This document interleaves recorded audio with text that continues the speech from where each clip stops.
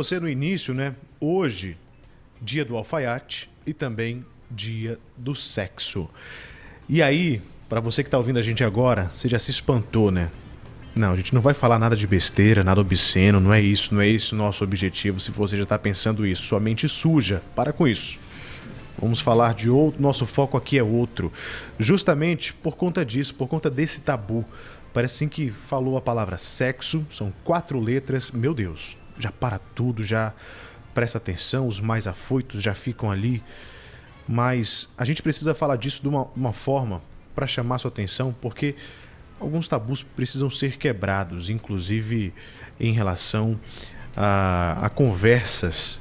Isso evitaria tanta coisa.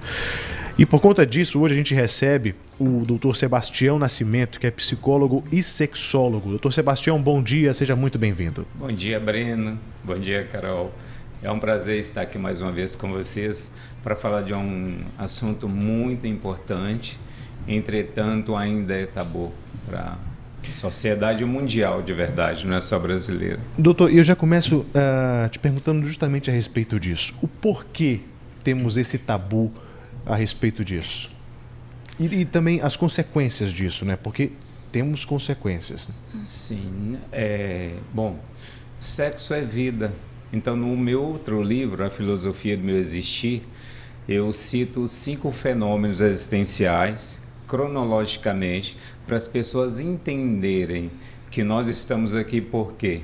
Sexo, religião, para doutrinar o ser humano, a filosofia, para te dar uma dimensão de pensamento melhor, né? Questionamento e para você evoluir também, a medicina, para tratar do biológico, do físico, e a psicologia da parte psicológica. Mas vocês verem que o sexo está lá na frente, né? Então, é um assunto teoricamente corriqueiro, mas as informações que chegam, elas chegam às vezes de forma terceirizada, ou chega de forma diferente, né? E, na verdade, hoje é o dia do sexo. Eu estava brincando com a minha esposa hoje, falei assim, não é hoje não, todos os dias. Mas hoje é um dia mais especial, né? E um assunto que eu gosto muito de falar é corriqueiro na clínica. Eu tenho especialização em sexualidade em Barcelona e também na USP. Sou psicólogo, escritor e psicodramatista. Eu dou cursos, palestras sobre a sexualidade humana, só que nos dias de hoje está muito mais difícil, né? Devido a essas questões de gênero, as escolas, os professores com dificuldade de lidar com a situação.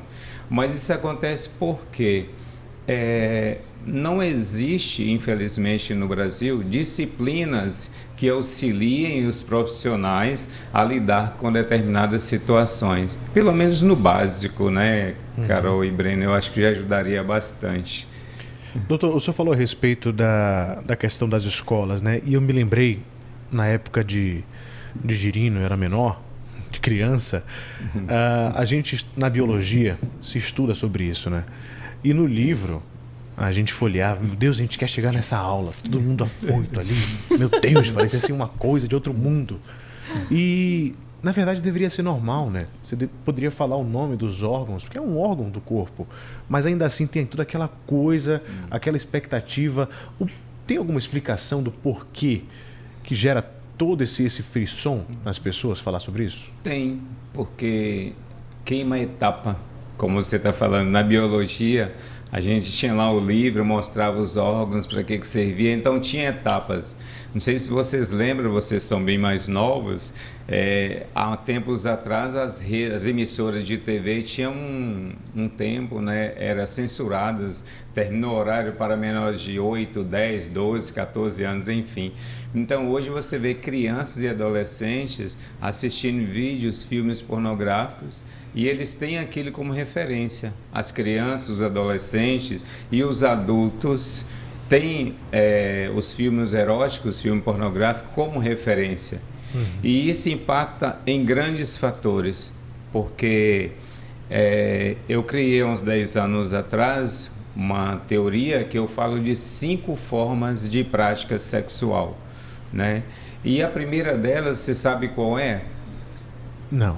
Conhecer você mesmo, conhecer seu próprio corpo, né? E quem que deveria auxiliar? Os genitores, os pais, que são as pessoas. Não é tarefa da escola. A escola é a biologia. Quando eu falo que os professores deveriam estar preparados, primeiro eles teriam que estar preparados para falar desse assunto, para depois passar para os alunos aquilo que de direito é, de acordo com a sua idade. Isso seria muito interessante, né? E quando se começa a falar da sexualidade, não tem outro jeito a não ser da biologia, como você acaba de mencionar. Para que servem? Então começa de cima para baixo, né? Cabeça, os olhos e tal, e aí vai descendo e fala de acordo com a idade da criança. Anteriormente a respeito dos 5 pilares da vivência sexual. Isso. Conta um pouquinho mais pra gente. Tá bom. Então, o que a gente entende como relação sexual? É um sexo onde o único objetivo é a descarga orgástica, né? Então, a gente dá o nome de relação sexual. Por exemplo, o sexo pago é uma relação sexual, né? Automanipulação é uma relação sexual, que é só uma descarga fisiológica, tá? Interação sexual, qual é a diferença? Exemplo, você sai, conhece alguém numa balada, né? E de repente se interage ali sexualmente, ou aquele amigo colorido, esporádico. Então não existe um clima afetivo naquilo ali. Existe a descarga fisiológica de comum acordo, né? É um bem-estar naquele momento ali e passa.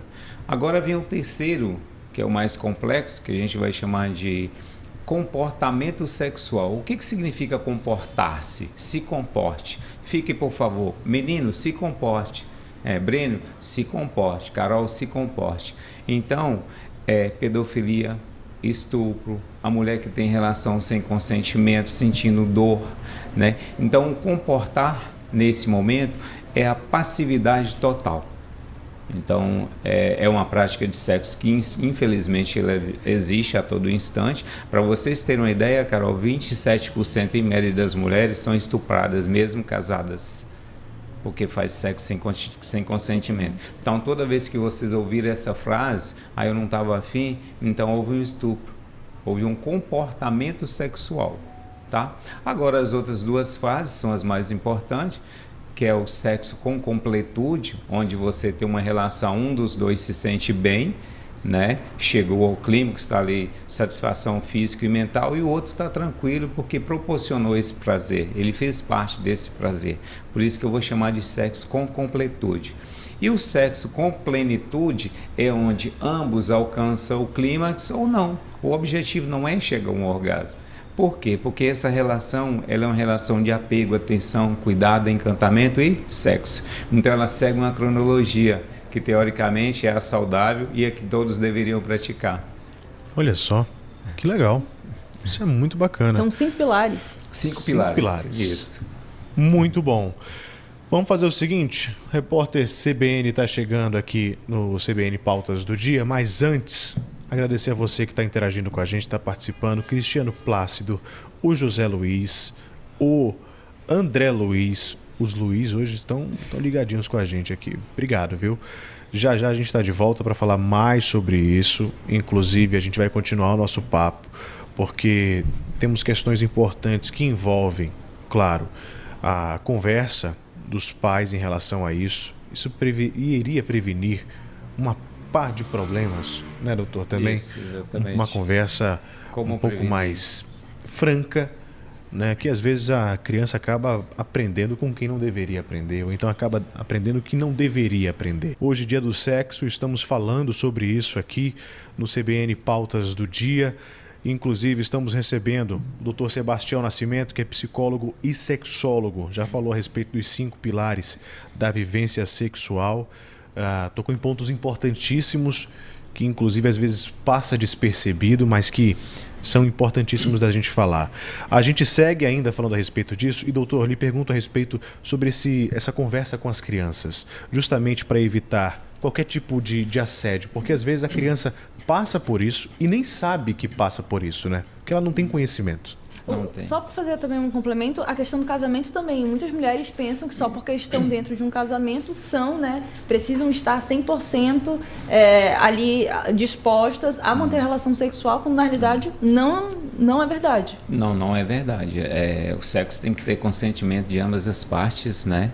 Está falando de pessoas adultas, teoricamente, são consentimento de ambas as partes. Agora, essa questão aí, no meu livro, Breno, a Filosofia do Meu Existir, tem um texto cujo título é Meu Corpo é uma Joia. É fantástico o título desse livro. Por que Meu Corpo é uma Joia? Você acabaram de dizer, tem um filhinho pequeno aí. Então você vai lá, cuida, passa talco, tem todo o cuidado com aquele corpo. E esse cuidado, muitas vezes, ele para ali a partir dos 5, 6 anos de idade, onde a criança começa a tomar banho sozinho, fica desligado, nem olha mais as mães, os pais, como que está a parte genital, o que está acontecendo, fica ali tampadinho. Então, essa joia, ela já começa a ficar desprotegida a partir daí, correto? Então ela corre o risco de, ao longo da vida, cair na mão de um mau lapidário e aí pronto. Então o cuidado ele deve continuar. Existe fase da criança onde os abusadores aproveitam entre 4, 6, 7 anos de idade. É muito comum a criança se tocar, tanto o menino quanto a menina, né? É a fase de descoberta. E esse é o momento em que eles também aproveitam, né, dessa ingenuidade da criança, porque ela não sabe o que está fazendo. Então os pais têm que ter o primeiro cuidado, vai do 0, né, é o cuidado mais intenso, específico ali, vai do 0 até os 9 anos de idade por aí. A partir de 10, 11 já começa a intensificar ali os hormônios, e aí começa a falar realmente de como que o corpo funciona biologicamente, né? E erroneamente as pessoas têm sim uma percepção de que a menina menstruou, chegou a menarca, então ela está pronta para ser mãe, o que não é verdade. Aquilo ali é uma resposta fisiológica onde o corpo está dizendo que ele está saudável, é só isso, né? Um garoto com 11, 12 anos, bem desenvolvido, tem ele a poluição noturna, a primeira ejaculação, não quer dizer que ele já pode ser pai. Está dizendo que os órgãos reprodutores dele, assim como da menina, está tudo ok, não tem nada, né? Então, olha só que interessante. Qual é o conhecimento que, teoricamente, uma criança de 10, 11 anos tem sobre a questão sexual? Nada. Então, é um papel dos pais, né, de orientar, não é dos professores. O professor entra na questão da biologia e os pais é que vai complementar. Mas aí onde que eles tiram essa referência, né? Muitas vezes os pais nem conversam com os filhos mais, ou estão terceirizando esse cuidado para babás, para professores, para quem quer que seja. Estão ficando cada dia mais distantes, né, por causa do trabalho, as redes sociais, enfim. Então tem pouco tempo para os filhos, para conversar com os filhos. Deveriam, na medida do possível, tomar café junto, almoçar, jantar e estar conversando das coisas mais específicas, inclusive disso, porque é muito fácil. Se você pega o seu celular e coloca assim, mulher nua, aparece vídeos, né? Então o acesso está muito fácil. Então tem que ter esse cuidado também com as redes sociais, ajuda bastante a monitorar. Agora, doutor, a respeito dos adolescentes, né, como é que essa conversa ela precisa acontecer? Até mesmo ainda na questão das crianças. Porque, assim, às vezes, de uma conversa como essa, a criança não conhece.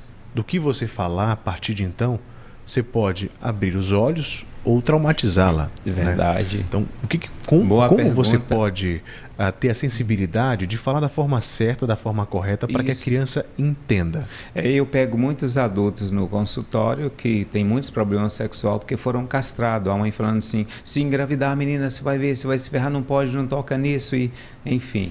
Então não é colocando medo, é falar da forma real, para que serve? Dentro da idade da criança. Se ela tem ali até 3, 7 anos, como é que sai?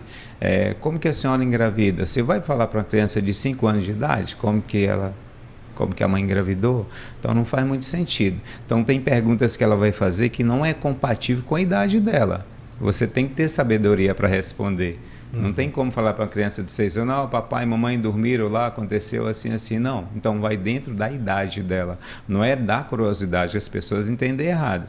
Fala assim, ela pergunta, você responde. Inclusive eu até abomino alguns profissionais da minha área quando falam assim, quando é a hora de perguntar? Não, quando ela perguntar, responde. Sim, responde, mas dentro da idade dela. né? Por isso que eu estou te falando que volta com um conceito de biologia. Isso aqui, idade. Agora, esse tabu que a gente está falando desde cedo, ele também se torna um problema na vida adulta, quando no relacionamento isso não é comentado, né? Os efeitos disso, às vezes, são ou casamentos infelizes ou casamentos que terminam muito rápido, né? Por que será? Então, vamos lá. Dentro de um conceito de vínculo amoroso, teoricamente seria apego, atenção, cuidado, encantamento e sexo. Teria que seguir essa cronologia. Vamos virar a página, Bruno? Começa por onde? Pelo sexo. Pelo sexo. E tem probabilidade de dar certo? Se não tem os outros pilares, é difícil. Porque aqui você já consolidou o relacionamento. E sexo é comportamento aprendido. Então, se você tem pela sua esposa, pelo seu namorado, apego, atenção, cuidado, encantamento, o sexo não está tão bom, então se ajeita. Mas se começou pelo sexo e o sexo for muito bom, e aí? Pode se transformar um vício esse relacionamento, ele pode migrar para um vínculo compensatório, né? Fica preso a um único pilar. E por isso que tem muitos relacionamentos hoje adoecidos, por causa disso. Então, e sabe onde que começa isso? Dos 4 aos 6 anos de idade. Lá na primeira infância ainda, onde esse pai e essa mãe precisa conversar, tá ali com o filho, se abraçando, sendo carinhoso com o outro, conversando. A gente chama isso de triangulação e ciúmes, aquela brincadeirinha, minha mãe, é meu pai e tal, a criança. Então isso é que ele vai levar para a vida adulta. Olha onde que começa a construir.